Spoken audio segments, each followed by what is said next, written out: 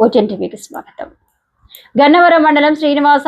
హచరీస్ వద్ద యూటర్న్ తీసుకుంటున్న లారీ బోల్తా అద్దాలతో వెళ్తున్న ట్రాలీ లారీ ప్రయాణికుల ఫోన్ కు స్పందించిన పోలీసులు